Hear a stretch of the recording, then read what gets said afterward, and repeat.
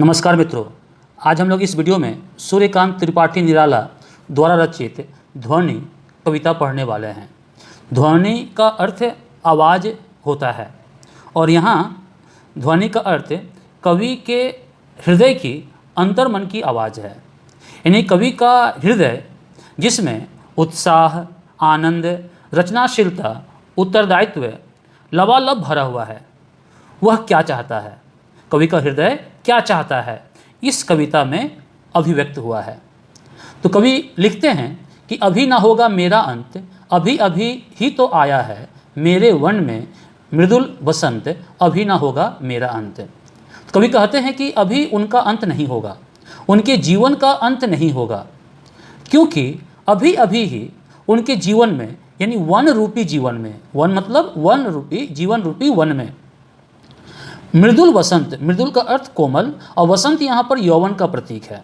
तो उनके जीवन रूपी वन में मृदुल वसंत रूपी यौवन का आगमन हुआ है और यौवन में उत्साह, आनंद, उत्तरदायित्व लबालब भरा होता है। उसमें समाज के लिए, देश के लिए कुछ कर गुजरने की भावना होती है। तो यहाँ कवि के हृदय में भी ये भावना है, महत्वपूर्ण भावना है। इसलिए वे इस समाज में अपना योगदान देना चाहते हैं, मनुष्य के जीवन को बदलना चाहते हैं। इसलिए वो कहते हैं कि अभी उनके जीवन में यौवन का प्रवेश हुआ है, उनके कंधों पर उत्तरदायित्व है, तो जब तक वह पूरा नहीं होगा तब तक उनका अंत नहीं होगा। इसलिए कह रहे हैं कि अभी ना होगा मेरा अंत।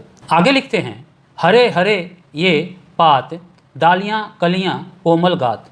हम लोग जानते हैं कि बसंत ऋतु में नए नए पत्ते निकलते हैं, डालियाँ पत्तों से भरी होती है, उसमें फूलों की कलियाँ होती है, शरीर यानी पूरा पेड़, पूरा वन नया दिखता है, कोमल दिखता है। तो यहाँ पात मतलब पत्ते, डालियाँ डाली, कलियाँ कली का बहुवचन और कोमल गात, गात मतलब शरीर।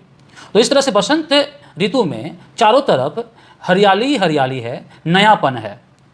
तो बसंत ऋतु के समान ही कवि के जीवन में भी नए विचार, नए उत्साह, नए विचार आदि भरे हुए हैं और इसके माध्यम से वे समाज को बदलना चाहते हैं। वे मनुष्य के जीवन में परिवर्तन चाहते हैं। वे चाहते हैं कि ये नयापन सबके जीवन में आए, ताकि जो समाज है, स्थिर समाज है, जड़ समाज है, उसमें भी ऊर्जा का संचार हो, उसमें भी उत्साह आए, समाज के प्रति, मनुष्य के प्रति उत्तरदायित्व की भावना जगे।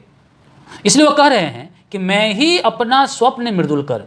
तो स्वप्न मृदुल कर, कर मतलब हाथ, स्वप्न सपना, मृदुल मतलब कोमल, यानी स्वप्न भरे कोमल हाथ। यानी मैं ही, यानी कवि एक कदम आगे बढ़कर खुद इन निद्रित कलियों पर, यानी सोए हुए कलियों पर, जो सोए हुए लोग हैं, कलियां यहाँ नौजवानों के लिए आ रहा है, नौ युवकों के लिए आ रहा है, जो सोए हुए हैं, जो अपने उत्तरदायित्व का पालन नहीं कर रहे हैं, जिन्हें अपने उत्तरदायित्व का ज्ञान नहीं है, जिनमें उत्साह नहीं है, आनंद नहीं है, ऐसे नव युवकों पर वे स्वप्न भरे कोमल हाथों को फेरेंगे, ठीक, जिससे उनमें भी उत्साह आए, उनमें भी स्वप्न जगे, उत्तरदायित्व की भावना जगे और उन पर अपने कोमल हाथ फेर कर क्या करेंगे, जगह एक प्रत्यूष मनोहर। प्रत्यूष का अर्थ सुबह और मनोहर का अर्थ मन को अच्छा लगने वाला, यानी उन्हें एक मनोहर सुबह, प्रातः काल आने का संदेश देना चाहते हैं।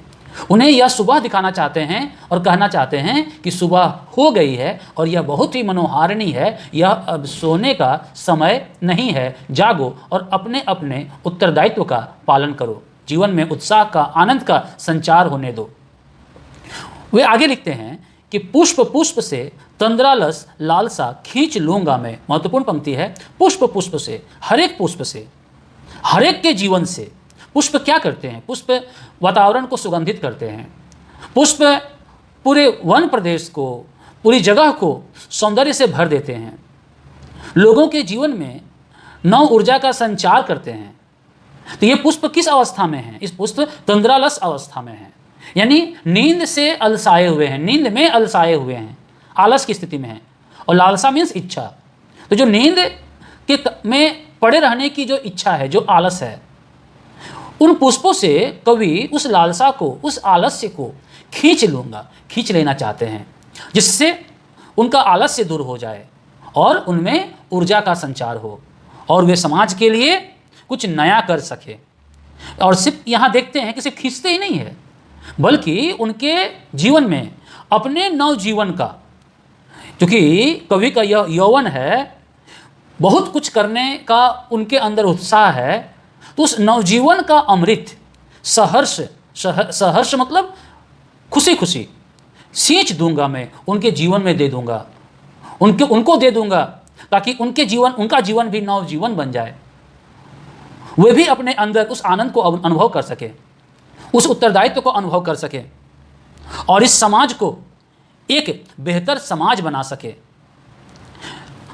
द्वार दिखा दूंगा फिर उनको, फिर कह रहे हैं कि उनको, किनको, इन पुष्पों को, इन निद्रित कलियों को जिसे वो जगा चुके हैं, उन पुष्पों को जिनके अंदर से तंद्रालस लालसा खत्म कर चुके हैं और अमृत सींच चुके हैं, उनको द्वार दिखा देंगे, रास्ता दिखा देंगे, उसका पता दे देंगे, जिससे वे आसानी से पहुंच जाएं। किसका पता है? मेरे वे जहां अनंत। तो अनंत यहाँ ईश्वर के लिए भी होगा और या स्रोत के लिए। तो स्रोत किसका? तो उस आनंद का, उस उत्तरदायित्व का, उस ऊर्जा का, जहाँ से कवि को मिल रहा है, कवि को जहाँ से यह सब कुछ मिल रहा है, उस सोर्स से, उस स्रोत को, यानी ईश्वर का वो द्वार दिखा देंगे, दरवाज़ा दिखा देंगे, ताकि आजीवन ये पुष्प, ये कलियाँ अपने अंदर ऊर्जा को जगाते रहें, समाज के लिए हमेशा कुछ ना कुछ बेहतर करते रहें, समाज में हमेशा नया नया सब कुछ होता रहे और समाज में परिवर्तन हो, जिससे मानवता आगे बढ़े। इसलिए वो कह रहे हैं कि अभी ना होगा मेरा अंत, क्योंकि अभी अभी उनके जीवन में मृदुल वसंत का आगमन हुआ है, उन्हें समाज में बहुत कुछ करना है, समाज को आगे बढ़ाना है, इसलिए अभी उनका अंत नहीं होगा। और जब तक उनके जीवन का यह उद्देश्य पूरा नहीं हो जाता है, तब तक उनका अंत होने वाला नहीं है। तो इस प्रकार हम इस वीडियो में देखते हैं कि कवि यहाँ मनुष्य के प्रति, समाज के प्रति अपने उत्तरदायित्व का बोध कराते हैं और सब में उस बोध को, उस समझ को जगाना चाहते हैं, जिससे यह समाज बेहतर बन सके। तो मित्रों, इस वीडियो में आज इतना ही। धन्यवाद।